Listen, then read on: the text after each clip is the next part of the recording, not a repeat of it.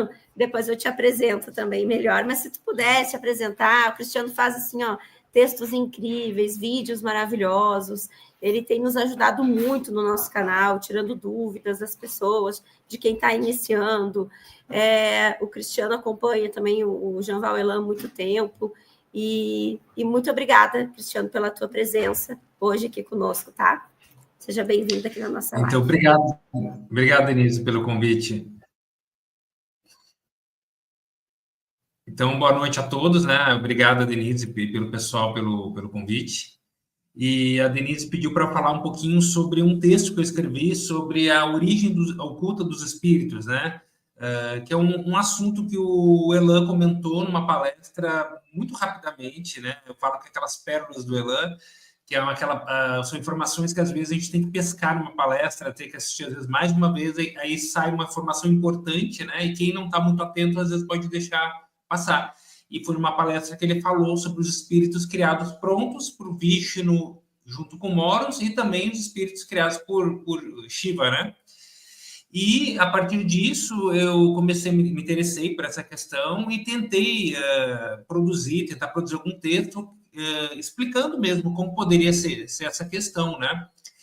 Então, eu vou falar um pouquinho sobre isso, né? Sobre essa gênese oculta dos espíritos, e que nem todos os espíritos foram criados simples e ignorantes, né? No livro dos espíritos, né, tem a descrição que os espíritos são divindades, que são descritos como o princípio inteligente do universo, né? E podemos dizer, com algumas exceções, que todo ser ou ente, né, ele necessita de um espírito que os anime para existir. Então, nada existe sem um espírito, né? Partindo desse pressuposto, né, e sabendo que o universo material e antimaterial eles foram criados aproximadamente há 13,8 bilhões de anos, né? E que a vida surgiu, né? O projeto Talme iniciou com a vida no universo material somente há cerca de 7,7 bilhões de anos, né? Então, vamos dizer, arredondando, metade do tempo, né? Unidana surgiu já há 3,8 bilhões de anos, né? Unidana é a molécula-mãe que, a partir dela, surgiu toda a vida na Terra e também em outros planetas, né? Então, fica essa questão, né? Para quem estudou já o espiritismo, né, tem aquela questão da mônada, né, espiritual, que a mônada era criada simples e ignorante, que ela começava seu desenvolvimento, sua evolução no universo mineral, passava por vegetal, depois o universo animal e depois racional no homem, né? Então, uma trajetória de milhares de anos aí, né, de desenvolvimento. Então, como poderia existir vida no universo antimaterial se os espíritos não poderiam ter feito essa evolução a partir de uma mônada lá? Porque o universo antimaterial surgiu com a vida foi surgindo, os seres demos foi surgindo, os anjiclones, e não teria tempo para esse espírito fazer essa evolução como os espíritos evoluíram no universo material, né? Então, surgiu assim, da onde surgiram esses espíritos, né? Então, a partir disso, né, o Elan comentou que existiram espíritos que mergulharam, né, da espiritualidade laboratorial, como Mahatma e Savina, né, que vieram a ser Vishnu e Shiva, que vieram de Perpério, como outros espíritos, né, que também vieram de Tempério, como o espírito de Elmo e o Om, né, que seria o quarto logos, né, e muitos outros espíritos mergulharam. Só que a partir de certo momento, as informações que temos que esses mergulhos não deram muito certo, né? Que os espíritos que se jogaram no abismo, muitos se perderam ou enlouqueceram, né? Ao mergulhar no abismo da criação de Prabhajana. Então, surgiu a necessidade de existir espíritos para animar aqueles seres no universo antimaterial, né? Que a gente chama de espíritos criados prontos, né? Então, pelas informações da revelação cósmica, Vishnu com auxílio de Moros, né? E também Shiva criou esses espíritos, né? Então, na falta de elementos que tem para explicar, eu prefiro chamar esse processo de criação de formatação de espíritos, né?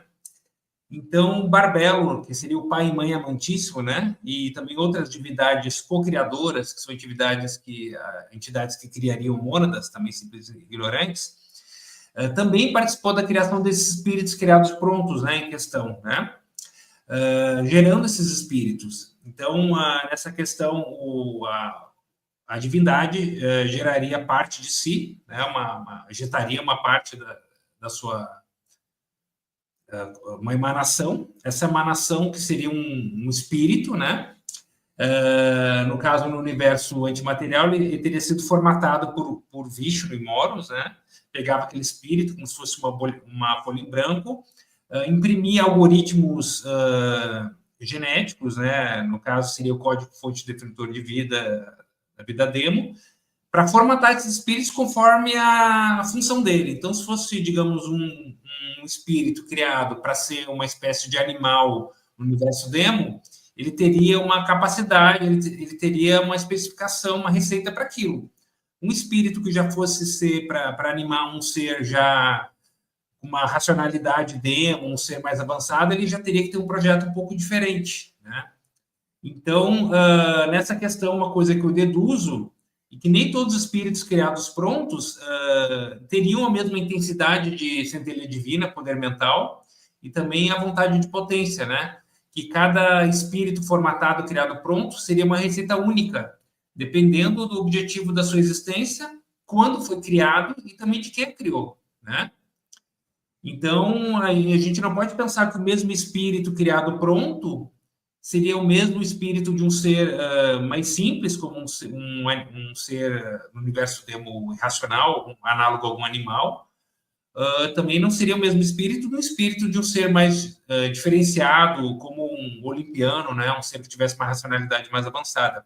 Seriam espíritos diferente e também com uma potência, né? De centelha, intensidade de poder mental diferente de cada um desses espíritos, né? Então, nessa questão, né, eu tentei catalogar algumas coisas que poderiam explicar como definir essa questão da criação dos espíritos, né? A componente de cada espírito, né? Então, seria, número 1, né, o código definidor de vida ancestral, que incluiria a doença ancestral do Criador, né? Que é algo que influenciaria a jornada de cada espírito. Então, cada espírito, né, essa hipótese teria uma doença específica do Criador, e de acordo com essa doença específica, né, esse código definidor de vida ancestral, ele já teria uma indicação da trajetória que teria que fazer para evoluir e curar aquela doença do Criador, né? O item número 2 seria a centelha divina, né, o poder mental ancestral, a vontade e potência, que seria uma energia fundamental que impulsiona o crescimento e evolução, e essa centelha todos os seres possuem, mas o poder dela, a potência dela iria ser variável de acordo com o ser gerado, né? E um terceiro item também que eu deduzo que possa existir seria uma diretriz ancestral, né? Um objetivo, uma diretriz primária do espírito, né? Que seria algo relacionado a um conceito de Dharma do espírito, algo que guiaria a sua trajetória. Então, seria, recapitulando, a doença específica do Criador, que cada espírito tem, né? A centelha divina, e terceiro, a diretriz ancestral, que iria guiar a trajetória desse espírito, né? E de forma prática, como é que a gente poderia observar essa questão, né? A gente vê ao longo da humanidade, né, que existe um grupo de espíritos, e muitas vezes é o mesmo espírito que reencarna várias vezes, e em situações de protagonismo da história, né? Então, são gênios da humanidade, são espíritos, às vezes, envolvidos com questões políticas, e que o mesmo ser, ele acaba repetindo, ter repetidas encarnações de um destaque muito grande, tem um protagonismo espiritual, né? Então, eu penso que isso não se deve apenas à questão kármica, né? Mas também à questão dos algoritmos espirituais especiais criados prontos, né? Que acabaria diferenciando dos espíritos que foram originados de uma mônada simples e ignorante, né? Não dizendo que um espírito de um humano que veio de uma mônada simples e ignorante teria uma evolução moral inferior a um espírito criado pronto. Isso não, né? Isso depende. Cada espírito tem sua trajetória. Só que a evolução mental e o grau de sofisticação dos algoritmos mentais pressupõe que um espírito que tem bilhares de anos de idade vai ter uma maior capacidade mental, intelectual ou aptidões do que um espírito mais jovem, que surgiu há milhares de anos apenas, né? Como um exemplo, né? Então, é essa questão que eu tento desenvolver, né, que eu tento pesquisar. Perguntei para o Elan sobre essa questão também, mas é uma questão complexa e que agora que a relação cósmica está no início ainda, talvez seja um assunto para as futuras gerações, né? Investigar mais essa questão de como funcionaria a gênese tanto das mônadas criadas simples e ignorantes, como a gênese espiritual dos espíritos criados prontos, né? Então, é uma questão que eu acredito que no futuro talvez a gente receba mais informações aí para poder desenvolver e entender esse assunto, né? Aí era isso, obrigado. Cristiano, deixa eu te fazer uma pergunta, tá me ouvindo bem? Estou ouvindo. Tá. A tua opinião, assim, até para as pessoas que estão nos ouvindo, como que fica essa questão espiritual, que a gente sabe do fatiamento de consciência, né? De alguns seres, na questão de, assim, eu vou te dar um exemplo, que vai ficar mais fácil para te me ajudar a formular essa resposta. A gente sabe, a gente até conversou lá no grupo hoje sobre Lakshmi e Ravana, né?